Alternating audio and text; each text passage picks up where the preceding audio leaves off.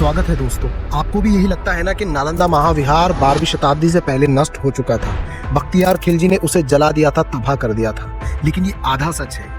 तो फिर क्या है पूरा सच? पूरा सच जानकर आपके पैरों तले जमीन खिसक जाएगी। साथ ही नालंदा महाविहार का वास्तविक संस्थापक कौन था? क्या गुप्त राजाओं ने ही नालंदा महाविहार की स्थापना की थी या फिर वो उनसे भी पहले एग्जिस्ट करता था, अस्तित्व में था?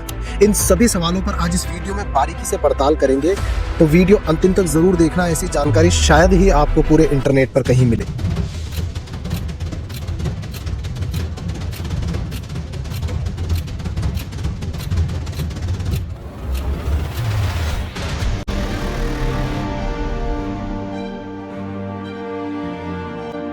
हजारों सालों तक रही भारत की महान कर्म भूमि के एक छोटे से हिस्से यानी आज के बिहार के राजगीर में स्थित ज्ञान विज्ञान के केंद्र नालंदा महाविहार, जिसकी ख्याति पूरी दुनिया में थी, जहां न सिर्फ भारत बल्कि जापान, कोरिया, चीन, मंगोलिया, श्रीलंका और मध्य एशिया के कई देशों से छात्र यहां पर ज्ञान अर्जित करने नालंदा महाविहार में आते थे। तो दोस्तों, कहा जाता है कि नालंदा महाविहार की स्थापना गुप्त राजाओं ने की है और इसके पीछे सबसे बड़ा तर्क ये दिया जाता है कि 5वीं शताब्दी के प्रारंभ में फाहियान जब भारत आए थे तो फाहियान ने अपनी यात्रा वृतांत की डायरी में बुद्धिस्ट स्थानों से संबंधित कई सारे स्थानों का जिक्र किया है, लेकिन उन्होंने नालंदा महाविहार का जिक्र नहीं किया।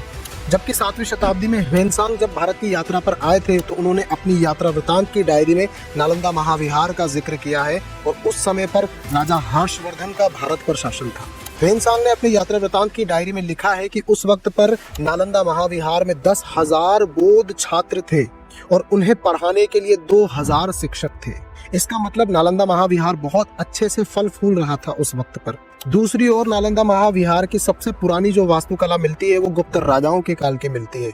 गुप्तों के काल के ही यहाँ से कई सारे सिक्के मिले हैं, इसलिए ऐसा अनुमान लगाया जाता है कि गुप्त शासकों ने ही नालंदा महाविहार की स्थापना की होगी। लेकिन ये बात अधिकतर लोग नहीं जानते कि नालंदा महाविहार की खुदाई से एक मौर्यकालीन स्तूप भी मिला है, जिसकी वास्तुकला मौर्यकालीन है, जिसकी ईंटें मौर्यकालीन है। सम्राट अशोक ने बौद्ध भिक्खु सारिपुत्र के धातु अवशेषों पर इस स्तूप का निर्माण करवाया था।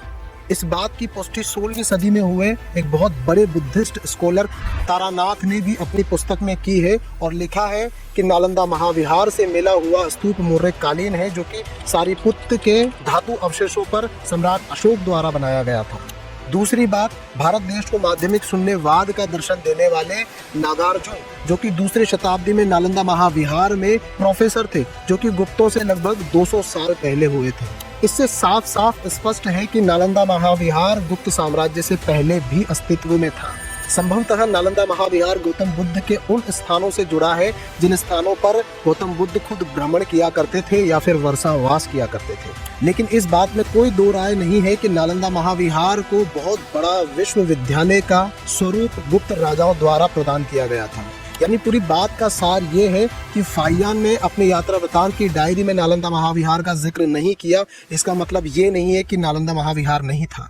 हो सकता है कि नालंदा महाविहार में फाहियान गए ही नहीं या फिर उस समय पर इसका कोई और ही नाम रहा हो जिसकी ख्याति बहुत ज्यादा ना हो। अब हम आते हैं वीडियो के सबसे अंतिम चरण और सबसे महत्वपूर्ण चरण की ओर।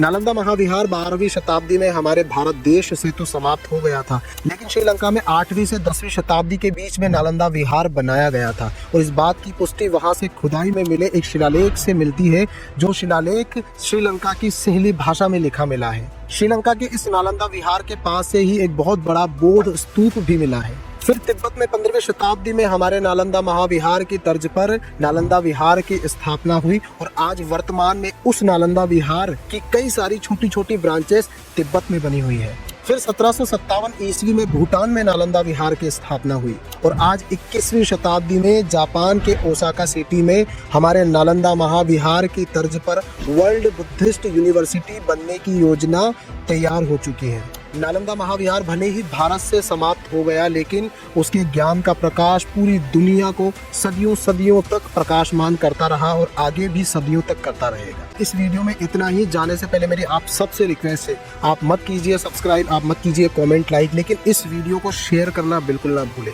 कम से कम 10 लोगों के साथ इस वीडियो को शेयर करें ताकि उन लोगों को भी ये जानकारी मिले कि हमारे नालंदा महाविहार के तर्ज पर कहाँ पर कौन कौन से देशों में नालंदा विहार की स्थापना हुई। इस वीडियो में इतना ही। मिलते हैं किसी और नेक्स्ट वीडियो में। वीडियो अंतिम तक देखने के लिए आप सबका धन्यवाद।